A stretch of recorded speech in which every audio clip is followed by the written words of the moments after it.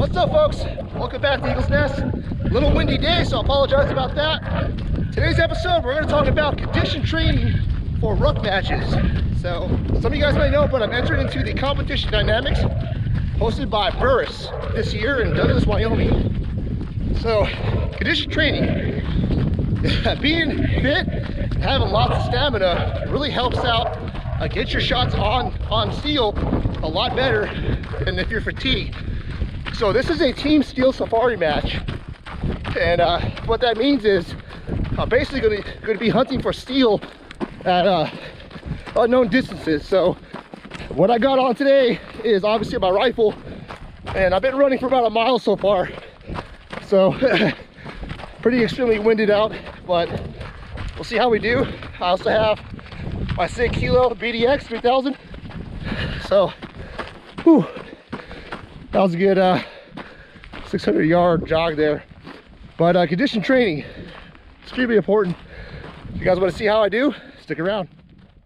So for the past couple weeks since I got entered to this competition, I've been doing a lot of running and trying to get my stamina back up.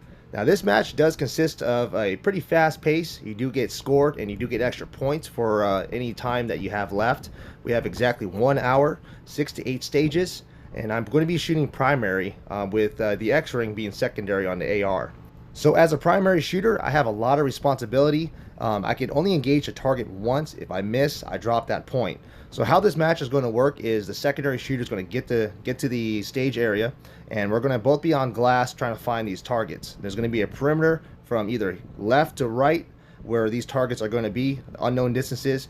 We have exactly 6 minutes to find these targets and engage. So what we're going to end up doing is basically find the first 3 closest targets as fast as possible, and Ray's going to automatically start engaging those targets on his AR. Now he has unlimited ammunition to engage those 3 targets. For me, I only have 1 shot each. So there's going to be a few stages that have a 3x2 or a 6x1. 3x2 means there's 3 targets out there. I engage it once each, and then I change positions and engage those same 3 targets again. Now 6x1, obviously I got 6 targets out there. Ray's going to shoot 3. I got to find all 6, and I have to engage it 1 shot each. So the biggest challenge that this match is going to be, besides the physical aspect of actually having to run to each stage, is finding the targets. So what I've been doing is having a friend of mine go out to the local range here, or my local little shooting spot, and just set up random targets anywhere.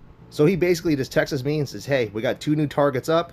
Your perimeter A is here, your perimeter B is here, and good luck. So today's shooting, basically our perimeter A is going to be the concrete blocks, and perimeter B is going to be the road, and I'm shooting east. So I'm basically searching for 2 targets between those 2 perimeters, and we'll be shooting off the tripod, engaging those 2 targets twice, and then I'm going to go prone and see if I could get a good position using my little Armageddon Gear medium pump pillow off the bipod. So let me show you guys what I'm doing, the gear that I'm using, and show you guys how this thing operates. So the first thing you probably notice is I got my binos up and going. I already had the tripod fully extended. This helps mitigate time. I have the 2 Vets tripod, no name. On top of that, I have the Sig Kilo BDX 3000 with the Really Right Stuff clinch system for the Arca rail. Now, what I did is I found the perimeter, which would be the concrete blocks, and started glassing. I went from the concrete blocks left and scanned up, over, down, over, up, until I found the targets.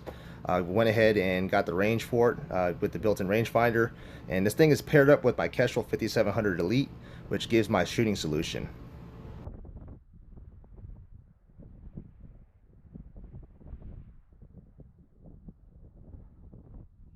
So shooting off a tripod first, I got that thing adjusted to the correct height. I got a weird little incline, so it's a good little simulation of what's going to be out there in Douglas, Wyoming. And the front tripod itself was a little hard to adjust, but once I got it going, I jammed it into the sand embankment and got my rifle mounted on there. Now this is a Savage 10 chambered in 6 arc. I got the MDT XRS chassis and a MDT Arca rail. So for the ammunition, I have 105 grain La Bua CNR Ls, and they're shooting at 2,933 feet a second. I got a crosswind right at 510, 515, about 12 miles an hour. So you can see the wind gusting pretty big. And this thing did pretty damn good in the wind today. So I'm holding 0.5 elevation up and 0.5 left. Now let's take a few shots.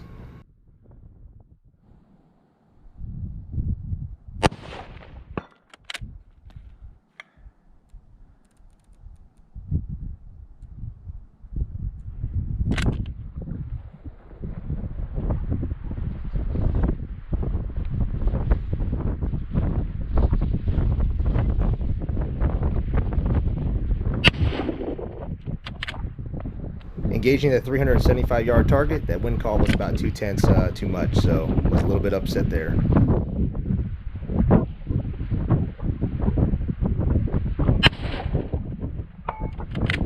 Back.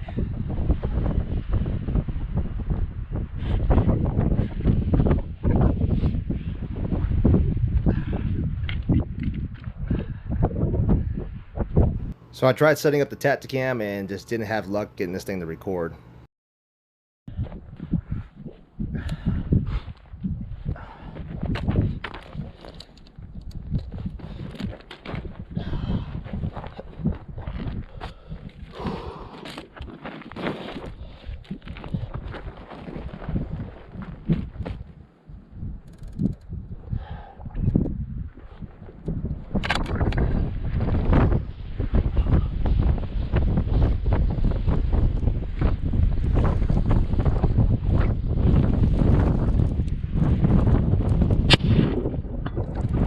Impact 1 on the first target.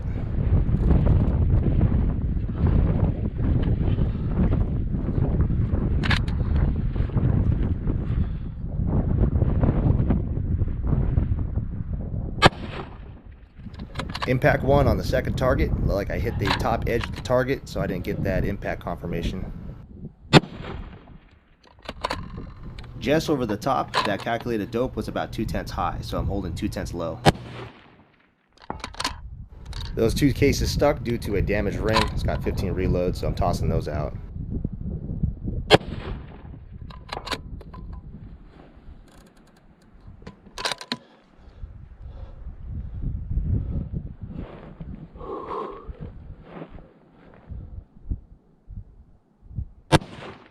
Now I got a little overzealous on a 375-yard target. I was just trying to see exactly where my dope was. So I found out it was about 0.2 high. And we completed the objective. Was upset with one miss, so we'll come back out here and try this again.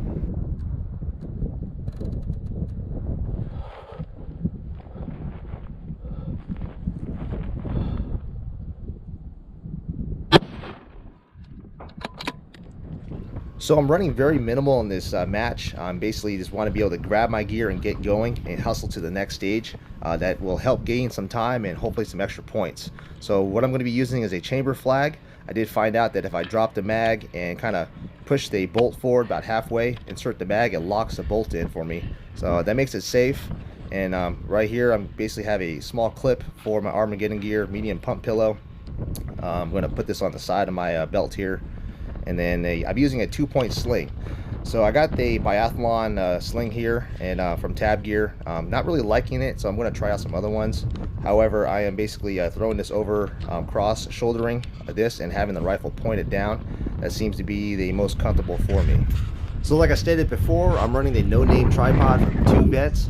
Obviously I got the Sig Kilo 3000 BDX, and the Tacticam for today's footage is mounted onto that Sig Kilo, and that is the point of view downrange.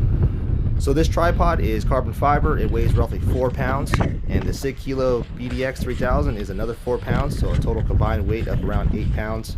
On top of an 18-pound rifle, a mag, and some ammo, I'm running roughly around 30 pounds of gear.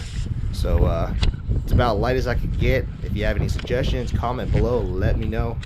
But let's go check out those targets. All right, here's the first target, 275 yards. First impact was on the left there. So Applied Ballistics told me to hold 0.3 left. I noticed it hit right at the left edge, so I took note of that. And actual proper wind call with that bullet that I'm using, the 105 grain Lapua CNRL, was actually 0.1 left at that distance, even with a 12-mile-per-hour crosswind. So I got it on the second impact, right dead center. Then I engaged again. Let's go find that, was it 375 target here? Let's go hike up to it. Good little workout today. Good little test in the wind too. 375. So I've been having a friend come out here and randomly set up targets, unknown distances. Just basically what he tells me to do is he sets a limiter. So basically the limiter was the concrete right there to the road, looking east on top of the second hill, which will be that hill right there. You guys get to see that. Said look east, 2 targets, engage twice on both targets. So what I ended up doing is engaging the 275, then swapped over to the 375 target here. See where that impacts. Snake season, by the way, so keep mindful. Little holes like that, she don't pop out of there and try to chase me. We got the Mojave greens out here. They're wicked little varmints. They chase you. They're getting super bad. Rattlesnake. So he hit them pretty good. Had painted them silver to kind of blend in with the terrain here. Put them up next to bushes. That's kind of what I expected. I didn't think he was gonna put them wide open. Told him make it challenging, but don't make it impossible. So let's see here. So I engaged just 4 times. So position 1 was on top of the hill, and I went prone right next to the camera. So I got some pretty good impacts. I threw 1 extra just to see where it was. Hitting high, told me to go up 1.5 mils and hold 0.5. I dialed down 0.2, so holding 2/10 left, and I got it there. So not bad. There's firing. There's the point of view. It's extremely windy out here, so I apologize. But that wasn't bad. That was a pretty good test, and learned a lot. So that's basically what I'm doing, guys. I'm gonna head back, jog back to the truck. It's about 7.7 miles away, and continue my condition training. I'd like to say thanks for watching. Comment below if you have any suggestions for gear, things I should do to help prepare for the Burris Competition Dynamics there in Wyoming. Until then, I'll catch you on the next video. Stay safe, folks.